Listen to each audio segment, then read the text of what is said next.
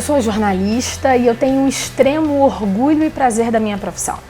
Eu estudava no Colégio Canarinhos e quando eu estava no terceiro ano do segundo grau, diferente de muita gente que tinha certeza do que queria, eu tinha 8 opções na minha cabeça, 7 ou 8 opções.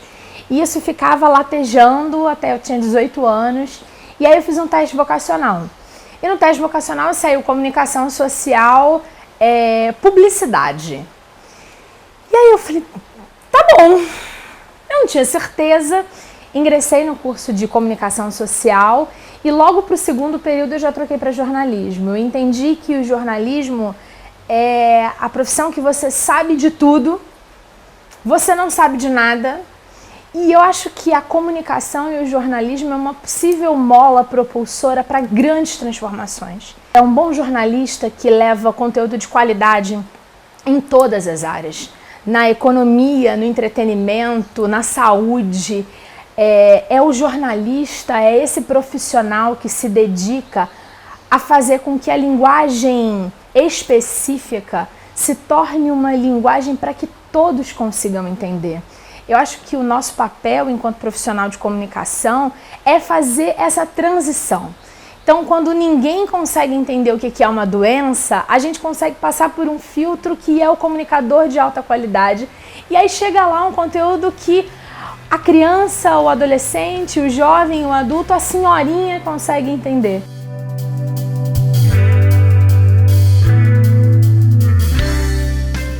A coisa mais importante que eu fiz na minha vida profissionalmente foi ser assessora de imprensa do Frei Antônio Moser.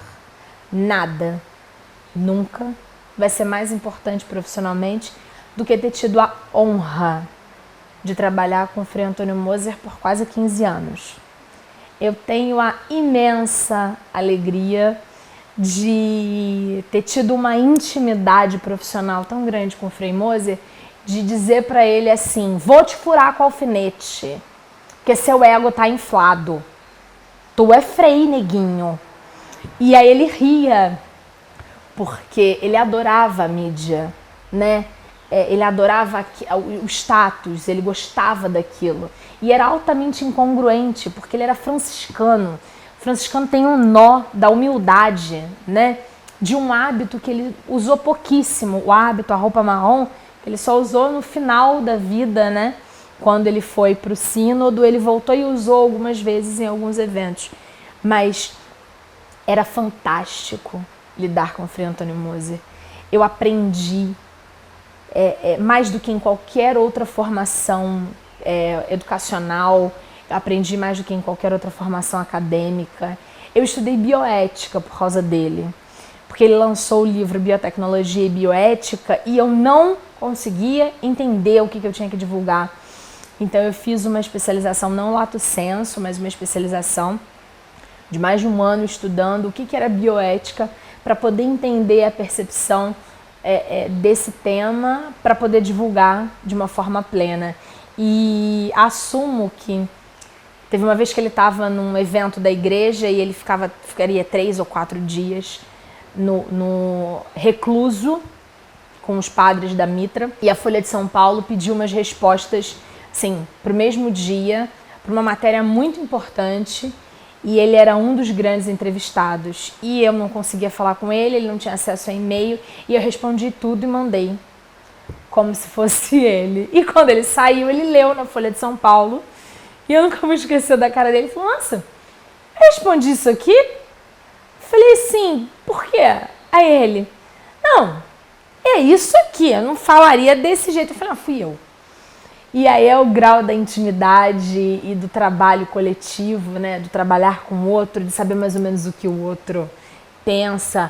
Às vezes ele me mandava algumas respostas por escrito e eu dava um pitaco, uma florida mais franciscana para ficar mais bonitinho. E era fantástico, foi fantástico trabalhar com ele.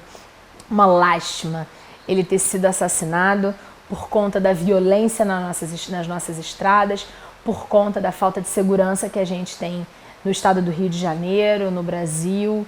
É uma lástima ele ter sido retirado de mim e de todos antes da hora. Mas, ao mesmo tempo, E por mais que isso pareça absurdo, né? O impacto que ele causou com a morte dele a respeito da questão da violência nas estradas foi muito importante, porque muita gente percebeu que as estradas estavam e estão, de fato, ceifando vidas antes da hora.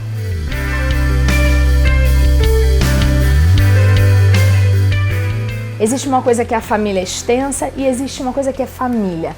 Família é aquela coisa que é assim, um homem e uma mulher, ou dois homens ou duas mulheres, e isso eu acho muito legal de pontuar, que eu acho que a constituição da família pode ser com qualquer gênero, né? E um filho, 2 filhos, o cachorro, o papagaio, e aí vai. E quando eu entendi Maurício, e eu fiquei completamente apaixonada, e eu entendi que ele era a pessoa com quem eu queria dividir a minha vida e que eu queria constituir a família, de acordo com vários lugares, vários conceitos, até mesmo pela legislação, família quando tem um filho, né? Muito doido, antes você é um casal. Então eu queria ser um casal com o Maurício para então constituir família. E depois de algum tempo em que nós curtimos o nosso momento casal, a gente entendeu que a gente queria crescer. Crescer e aí a gente queria se tornar uma família. E esse momento foi muito marcante, foi muito pontual e eu tenho um imenso prazer de dividir isso com todo mundo. Porque eu acho que uma parte das mulheres e uma parte grande das mulheres podem viver o que eu vivi e muitas delas podem se calar diante de suas dores. Quando a gente decidiu que eu ia parar de tomar o remédio anticoncepcional e que a gente ia, vamos engravidar, a coisa não foi bem assim. Eu tenho uma certa dificuldade de engravidar, tive uma gestação tubária e eu demorei muito tempo para poder fazer a retirada desse feto, que não tinha como, porque as pessoas às vezes dizem, mas não dava para levar para o útero, não dava. Uma formação errada e tal, não sei o quê. E aí nesse momento, assim, você tem várias escolhas, né? Você pode recorrer a fazer uma tabelinha organizada, coito programado com medição de temperatura, você pode ir para inseminação artificial, tem um monte de coisa que você pode fazer. E a gente entendeu que não era isso que a gente queria enquanto família, Maurício e eu. E aí a gente foi em busca da adoção.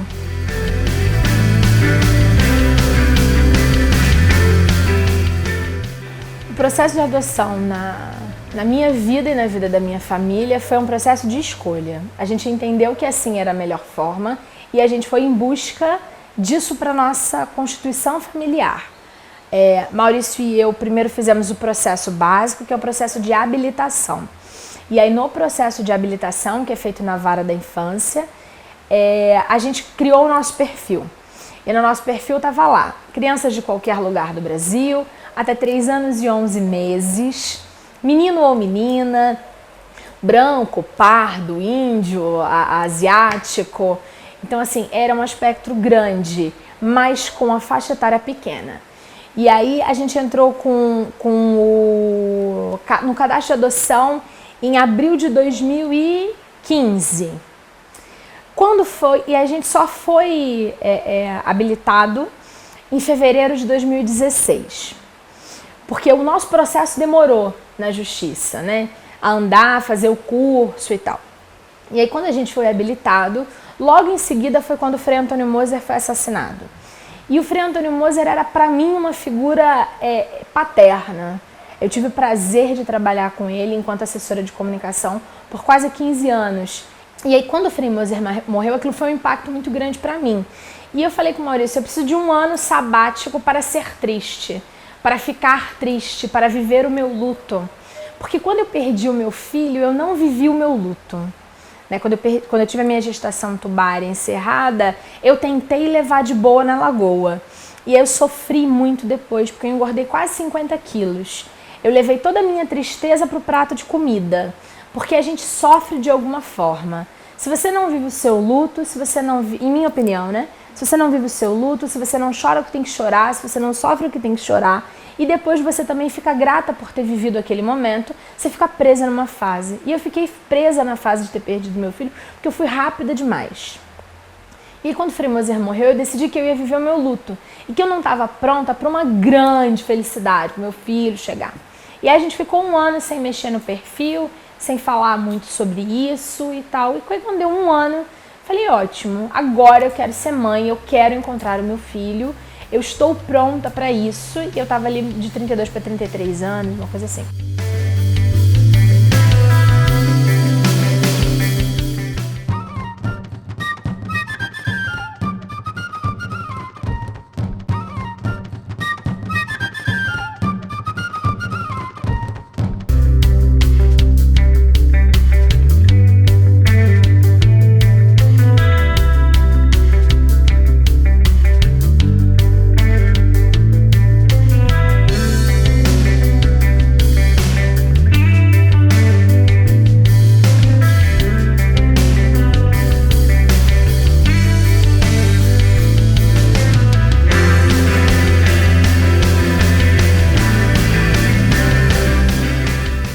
Foi o momento em que eu comecei a mudar a minha vida profissional para ter espaço para a maternidade. Porque a vida é um processo de escolha, em minha opinião. E muita gente não percebe isso. Então eu tinha 2 grandes trabalhos voluntários que me ocupavam bastante tempo, porque eu podia ser voluntária nessas 2 instituições. E aí eu entreguei minhas cartas de renúncia, abrindo mão daqueles trabalhos, daquelas atividades, porque eu queria ter espaço para ser mãe. E por conta disso, a X da Questão Produções, que é a produtora do meu marido, da qual eu faço parte como sócia, a gente começou a fazer os eventos no Teatro Dom Pedro, vendendo um ingresso mais barato, para dessa forma a pessoa levar 1 quilo de alimento. E esse quilo de alimento não perecível seria doado para uma instituição de caridade aqui em Petrópolis, que é o Lar de Crianças Nossa Senhora das Graças, para que alimentassem as crianças que estavam lá em situação de acolhimento social. E o meu pensamento era, enquanto eu estou alimentando as crianças do lar daqui, alguém em algum lugar nesse sistema está alimentando o meu filho. E era muito racional, né? E aí quando a gente fez o primeiro evento, que a gente ia doar a primeira cota de alimentos, a gente doou junto uma cota de ingressos para as crianças do lar. Eu conversei com a Luciana Márcia, que era na época gerente, ainda, né, mas era gerente do Lar de Crianças Nossa Senhora das Graças. E falei, olha, vou te doar os alimentos e uma cota de ingressos para as crianças irem assistir o espetáculo, era um espetáculo infantil. E aí, no dia da apresentação, 2 de julho de 2017, as crianças foram 5 meninos. E quando eles entraram,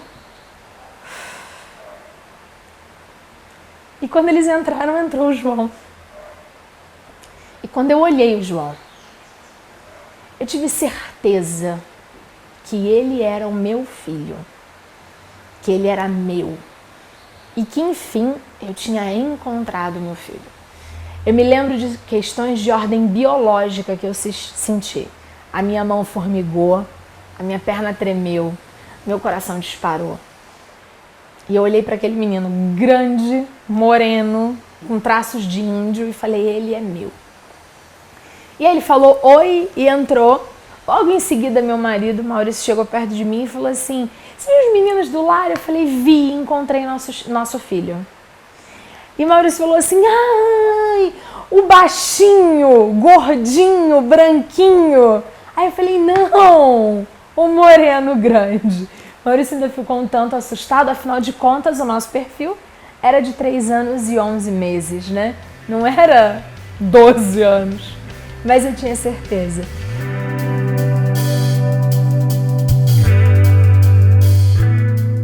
E dali pra frente foi um processo de entrar em contato com o lar, descobrir quem era esse menino, entrar com um processo no fórum solicitando destituição do poder familiar, porque ele ainda pertencia aos pais biológicos, por mais que ele estivesse há mais de 2 anos institucionalizado, e isso é contra a legislação do ECA, né, Estatuto da Criança e do Adolescente.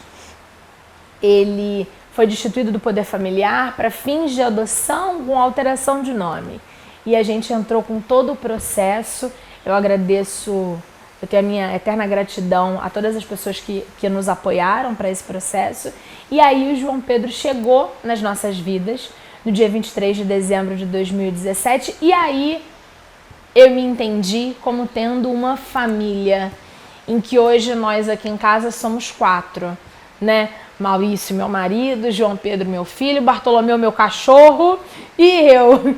E nós somos uma família que foi pautada no amor e nas escolhas, né? E quando eu falo que é escolha, é porque teve um determinado momento dessa história que o João Pedro ainda estava no lar de crianças Nossa Senhora das Graças, mas ele entendeu que eu estava visitando o lar com o intuito de adotá-lo.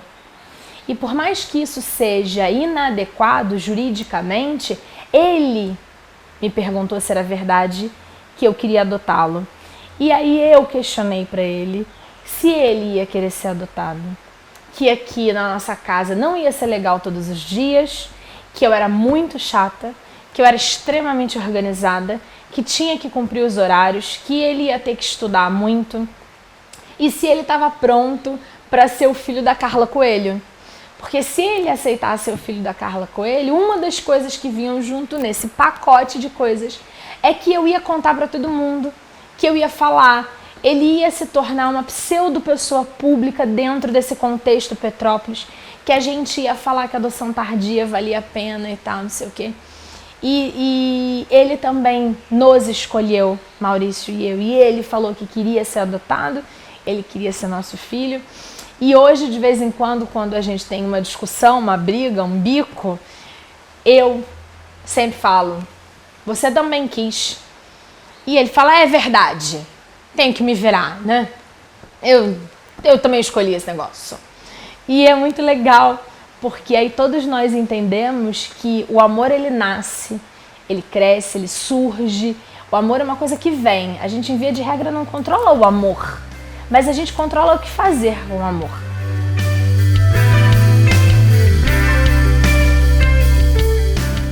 Muitas mães nascem quando o neném sai e ela olha para a mãe. Eu me tornei mãe quando meu filho entrou no teatro e eu olhei o meu filho e eu virei mãe naquele momento. E eu podia fazer o quê com aquele amor que nascia? Eu podia esperar, eu podia não ter coragem de adotar uma adolescente, eu podia me prender a uma escolha anterior, que era do menino de 3 anos e 11 meses, ou eu podia fazer o que eu quisesse. E quando eu vi a oportunidade de mudar de opinião e querer um menino de 12 anos, quando eu vi a oportunidade que eu podia ser mamãe para alguém que era inadotável, quando eu vi ali aquela coisa toda, aquele sentimento todo, eu entendi que era aquilo que eu queria. Então eu fiz da vida o que eu achava que era melhor.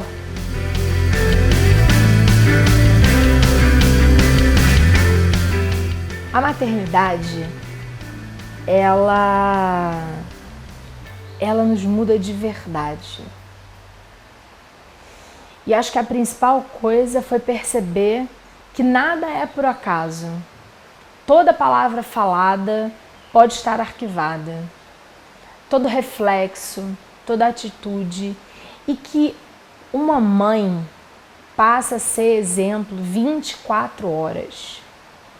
É de uma responsabilidade assustadora. Eu virei uma pessoa mais reflexiva, sabe?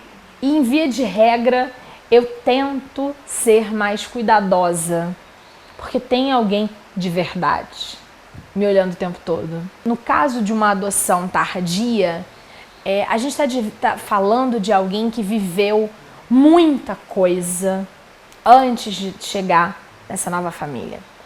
Então, assim, João Pedro chegou para ser meu filho aos 13 anos. Durante todos nós lembramos de muita coisa que aconteceu na nossa vida até os 13 anos. Eu lembro da minha adolescência muito claramente. Então, assim, o João Pedro tem muitas histórias, muita coisa que aconteceu antes de mim. Então, eu tento olhar, né, com cuidado, com carinho. Eu acho que eu passei a avaliar a história das pessoas de uma melhor forma antes de criar as minhas percepções, os meus anseios, os meus preconceitos. Porque um preconceito não é só esse que a gente está acostumado a falar, em minha opinião, novamente. Não é só racismo, homofobia, xenofobia, não é só isso.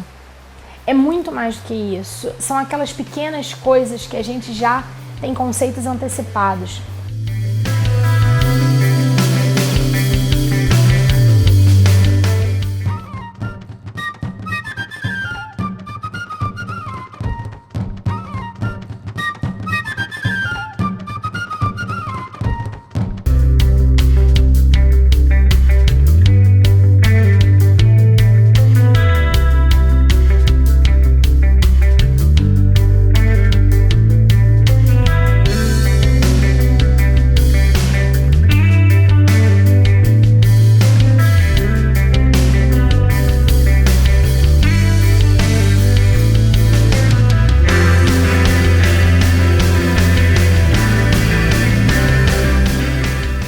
Quando eu falo, penso e reflito sobre o papel da mulher na sociedade, eu fico entendendo, eu penso historicamente que houve um momento em que o matriarcado é que era o legal. Nós éramos as detentoras, nós éramos veneradas, as deusas mais importantes do Olimpo, se você for dar uma estudada, são as mulheres, as orixás, algumas das mais fortes, são as mulheres. E aí a gente teve um período em que entrou o que a gente tanto fala hoje em dia, que é o patriarcado, e aí a gente perdeu espaço. A gente perdeu espaço de voz, a gente perdeu espaço de vez. Não é que eu seja uma extremista, mas eu acho que a gente tem que transformar o papel da mulher na sociedade, claro que com luta, com imposição em alguns momentos, mas às vezes com alterações muito básicas. Eu tenho uma casa, um marido e um filho. É inadmissível que eu vá para o lado de fora dizer que eu tenho que me impor enquanto mulher na sociedade, se sem perceber eu digo dentro de casa que meu marido me ajuda. Meu marido não me ajuda. Nós dividimos as tarefas da casa. O meu filho não me ajuda quando ele guarda a louça porque eu sou mulher. Ele cumpre uma tarefa pré-determinada para ele que faz parte desta casa. Eu acho muito estranho muitas mulheres que se posicionam tão bem do lado de fora, mas que não conseguem se posicionar do lado de dentro.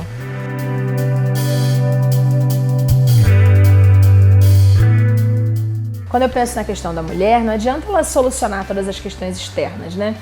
Tem um livro que é muito legal, assim, que é juvenil, que fala, não adianta você querer mudar o mundo se você não arruma sua cama. Eu acho isso ótimo, porque não adianta eu querer mudar a sociedade se eu não consigo mudar o meu microcosmos.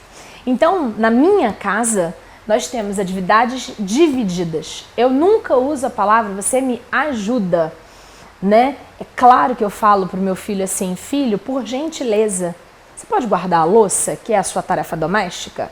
Eu falo gentileza porque a gente tem que viver num ambiente saudável, educacional, educado, gentil, agradável. Mas mais do que isso, ele entende que é a tarefa dele. Quando o meu filho, por meio da adoção, que chegou com 13 anos, sem perceber, se posiciona e fala, short muito curto? Aí eu falo, short muito curto ou olho muito poluído? Onde é que está o contexto? E aí a gente tenta mudar. Porque eu fico muito assustada em perceber que uma sociedade em que a mulher é assassinada, que ela é assassinada por homens, que tem mãe? O que essas mães falaram? Então, quando eu me posicionei, quando eu decidi, quando eu escolhi que eu ia ser mãe, eu entendi que junto disso vinha educar um homem para ver mulheres de forma diferente. E é muito legal, porque de acordo com os papéis sociais, a nossa família está muito virada de cabeça para baixo.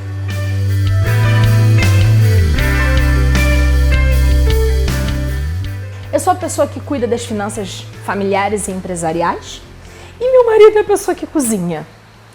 Então, o meu filho, que veio da adoção, quando entendeu que eu era a pessoa que cuidava do dinheiro e que sabia quanto que tinha de dinheiro para gastar, o dia de pagar, de abastecer o carro, se ia trocar o carro ou se ia pintar a casa, essas eram gestões minhas, que em via de regra são questões relacionadas aos homens, e que o Maurício era que sabia que tinha que comprar o alface, o tomate, as frutas, a verdura ou a carne e produzir isso, botar de molho para cozinhar, para não sei o quê.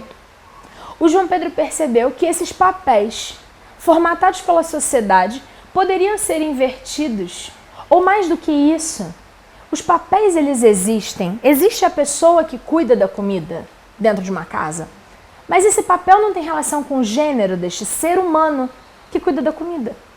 Que quem dirige, alguém dirige o carro, porque existe um carro e existe a necessidade de transporte, mas que o gênero desta pessoa que dirige não tem nada a ver. Então, em via de regra, por exemplo, eu dirijo muito mais do que o meu marido. Mas nós fizemos uma viagem agora há pouco e viajamos 1.200 quilômetros entre ir e voltar de carro. Eu não dirigi nenhuma vez. Mas por que eu não dirigi? Porque meu marido dirige melhor? Não. Por quê? Nós dois dirigimos. Só que eu sou um pouco melhor que o meu marido para poder controlar o aplicativo que diz pra gente qual rua virar e tal, não sei o quê. Quando eu estou dirigindo e o meu marido falando, eu erro mais, porque eu não consigo muito bem. Por sua vez, quando eu estou ajudando no aplicativo, olhando a rua, relembrando e tal, e não é só a voz do Google, é melhor. Então nós entendemos as nossas habilidades, nós entendemos quem somos nós. E o fato de sermos homem ou mulher, o fato do nosso gênero, não importa.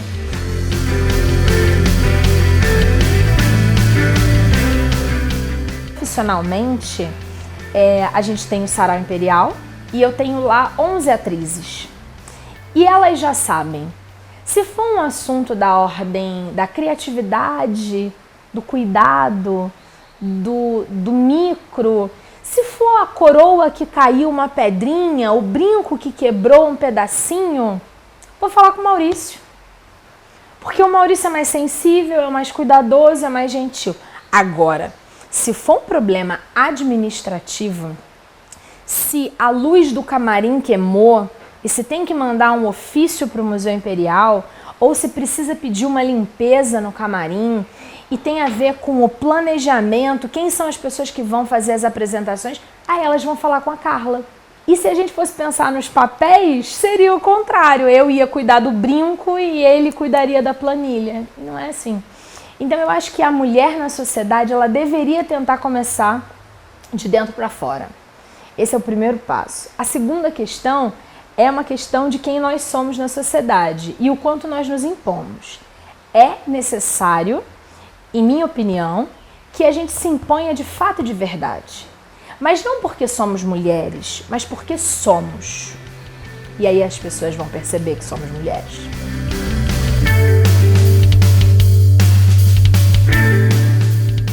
Coragem.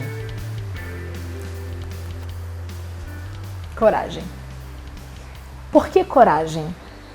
Porque tem a ver com ação e tem a ver com cor de coração. A coragem são as ações que a gente imputa cor e amor. Eu acho que toda pessoa, ela é um pouco um quebra-cabeça. Várias pecinhas formatam e constroem essa pessoa. Nós somos o reflexo de tudo que escolhemos, tudo que vivemos. Eu sou a Carla Coelho porque a minha família Coelho não queria tanto que eu tivesse nascido. Então eu virei Carla Coelho para que eles soubessem que eu era Coelho. Quando eu falo para minha mãe que eu sou o reflexo de todo o cuidado que ela me deu, eu utilizo esse mesmo cuidado que eu recebi para poder educar o meu filho. Eu aprendi com o Frei Antônio Moser que a gente tinha que ser pontual, que tinha que ter efetividade, que tinha que produzir.